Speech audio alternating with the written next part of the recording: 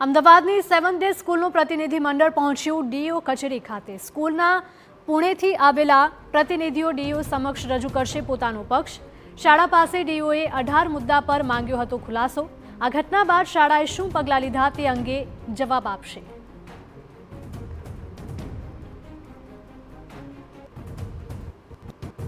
અમદાવાદની ખોખરા વિસ્તારમાં આવેલી 7th ડે સ્કૂલના સંચાલકોની વધુ એક આડોડાઈ સામે આવી રહી છે। લાજવાને બદલે ગાજી રહ્યા છે ખોખરાની 7th ડે સ્કૂલના સંચાલકો। ડીઓની નોટિસનો જવાબ લઈને પહોંચ્યો 7th ડે સ્કૂલનો પટ્ટાવાળો। નોટિસ જેવા મહત્વના મુદ્દા પણ સ્કૂલ સંચાલકો નથી લેતા ગંભીરતાથી। શિક્ષણાધિકારીના આદેશનો પણ ઘોડીને પી ગયા છે આ સ્કૂલ સંચાલકો। જિલ્લા શિક્ષણાધિકારીએ સ્કૂલ પાસે પુરાવા સાથેનો ખુલાસો માંગ્યો હતો। 7th ડે સ્કૂલના સંચાલકોએ 18 પૈકી માત્ર 10 સવાલોના જ ખુલાસા કર્યા છે। અનેક મહત્વની વિગતોની 7th ડે સ્કૂલે હજુ સુધી માહિતી નથી આપી। ક્યાંથી આવ્યા છો એ કહો, શેના માટે આવ્યા છો? શું નામ છે? ડોક્યુમેન્ટ્સ આપ્યા છે। શું નામ છે? શેના ડોક્યુમેન્ટ્સ? મેડમ કયા મેડમ? મયુરિકા મેડમ ક્યાં છે? આવે છે।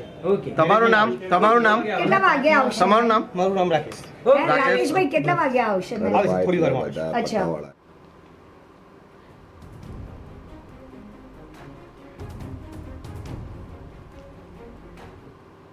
તો આ જ મુદ્દે વધુ માહિતી સાથે અમારા સંવાદદાતા નરેન્દ્ર લાઈવ જોડાયા છે। નરેન્દ્ર, જણાવશો કે 7th ડે સ્કૂલનો આ વિવાદ સામે આવ્યો હતો અને તે બાદ પણ યોગ્ય કાર્યવાહી કરવા માટે શાળા સપોર્ટ ક્યાંક ને ક્યાંક ન કરતી હોય તેવા પણ દાવા કરવામાં આવી રહ્યા છે। શું વધારે અપડેટ?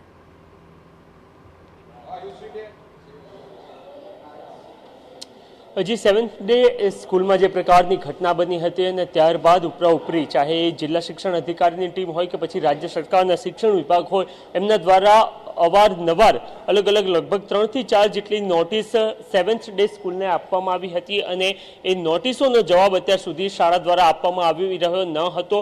અને આજે 11 વાગ્યાનું જ્યારે અલ્ટિમેટમ આપવામાં આવ્યું હતું ત્યારે શાર્પ 11 વાગતા જ એમના જે પટ્ટાવાળા છે એ અત્યારે હાલ થોડી વાર પહેલા અહીંયા પહોંચ્યા હતા અને ત્યારબાદ અત્યારે હાલ જે પુણેનું એમનું ટોપ મેનેજમેન્ટ છે, કારણ કે આ એક સંસ્થા છે 7th ડે અને એમની સમગ્ર દેશમાં અનેક શાળાઓ આવેલી છે, ત્યારે 7th ડે સ્કૂલનું જે પ્રતિનિધિ મંડળ છે એ અત્યારે હાલ જિલ્લા શિક્ષણ અધિકારીની જે કચેરી આવેલી છે ત્યાં અત્યારે હાલ તેઓ પહોંચી ચૂક્યા છે અને અત્યારે હાલ જિલ્લા શિક્ષણ અધિકારી સમક્ષ એમના દ્વારા જે પણ નોટિસો આપવામાં આવી હતી એનો જવાબ તેઓ અંદર આપી રહ્યા છે। મહત્વની વાત એ છે કે અગાઉ અલગ અલગ લગભગ 18 જેટલા મુદ્દાઓને લઈને જિલ્લા શિક્ષણ અધિકારી અને આ સિવાય શિક્ષણ વિભાગ દ્વારા એમની પાસે ખુલાસાઓ માંગવામાં આવ્યા હતા, જેમાં શાળાની મંજૂરીથી લઈને એ સિવાય વિદ્યાર્થીઓની સંખ્યા, એમની ફી, જે શિક્ષકો છે એમની પાસે એમની કેટલો અભ્યાસ તેમને કરેલો છે અને શૈક્ષણિક લાયકાત સહિતની અલગ અલગ 18 મુદ્દાઓને લઈને એમના દ્વારા એમની પાસે જવાબ માંગવામાં આવ્યો હતો, પરંતુ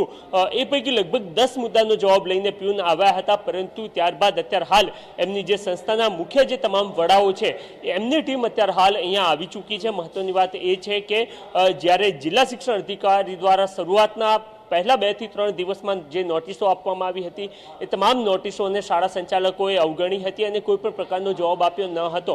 ત્યારબાદ એમની માન્યતા શા માટે રદ કરવામાં ના આવે એને લઈને પણ નોટિસ ફટકારવામાં આવી હતી અને એ સહિતની તમામ જે નોટિસો છે એ નોટિસનો અત્યાર સુધી જે યોગ્ય ઉત્તર છે એ આપવામાં આવ્યો ન હતો અને ત્યારબાદ આજે એમનું જે પુણેનું ટોપ મેનેજમેન્ટ છે એ ટીમ અત્યારે હાલ અહીંયા પહોંચી ચૂકી છે। જિલ્લા શિક્ષણ અધિકારી સાથે એમની બેઠક ચાલી રહી છે અને એ બેઠકમાં એ તમામ જે 18 મુદ્દાઓ છે એ આ સિવાય અત્યારે હાલની જે અમદાવાદની ખોખરાની 7th ડે સ્કૂલ છે એનું જે મેનેજમેન્ટ છે એ ચેન્જ કરવામાં આવે। આ સિવાય એક નોટિસ એવી પણ આપવામાં આવી હતી કે એના એડમિન અને જે આચાર્ય છે એમને પણ એમની જે સત્તા છે અથવા તો પદ છે એના પરથી દૂર કરવામાં આવે પ્રકારની નોટિસ, કારણ કે એમના દ્વારા બેદરકારી દાખવવામાં આવી હતી તો એમને પણ દૂર કરવામાં આવે એ પ્રકારની પણ નોટિસ આપવામાં આવી હતી। તો આ તમામ નોટિસોના સંદર્ભની અંદર શાળા પ્રશાસને અત્યાર સુધી કયા કયા પ્રકારના પગલાઓ ભર્યા છે, આ સિવાય આગામી સમયમાં શૈક્ષણિક કાર્ય શાળામાં કેવી રીતના ચાલુ થઈ શકે એને લઈને શાળા શું કંઈ કરવા માંગે છે